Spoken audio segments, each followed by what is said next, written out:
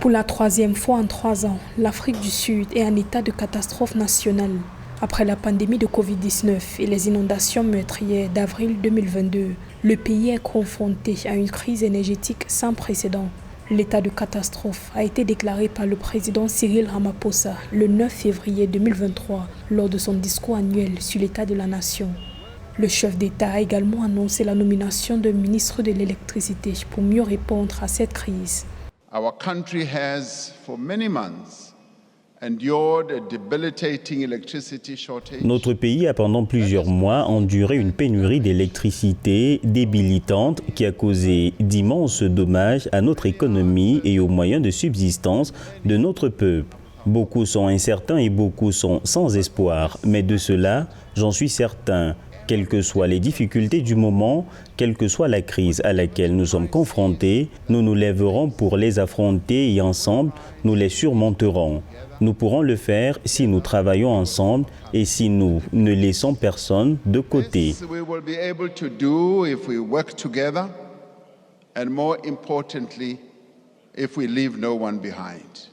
Les Sud-Africains, déjà confrontés à un taux de chômage élevé et à l'augmentation du coût de la vie depuis plusieurs mois, passent entre 6 et 10 heures par jour sans électricité.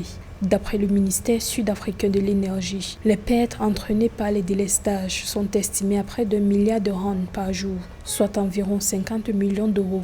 Cette mesure d'urgence devrait permettre d'accélérer des projets de fourniture d'énergie et de libérer des ressources supplémentaires pour lutter contre la crise, selon le président Ramaphosa.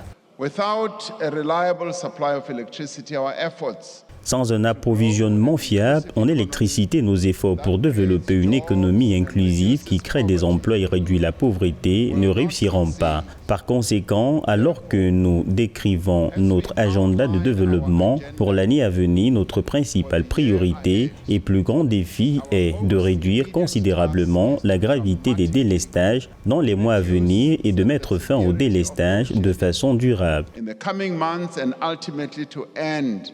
Load shedding altogether. La persistance de la crise énergétique en Afrique du Sud est attribuée au vieillissement des unités de production d'électricité, ainsi qu'à l'incapacité du principal fournisseur Eskom de satisfaire la demande nationale. La société qui fournit 90% d'électricité dans le pays accumule une dette de 400 milliards de rand. Les délestages qui touchent tous les secteurs du pays anéantissent les efforts du gouvernement pour redresser l'économie. Alors que le taux de chômage frôle les 33%, la Banque centrale sud-africaine a revu ses prévisions de croissance à la baisse à 0,3% en 2023 contre 2,5% en 2022.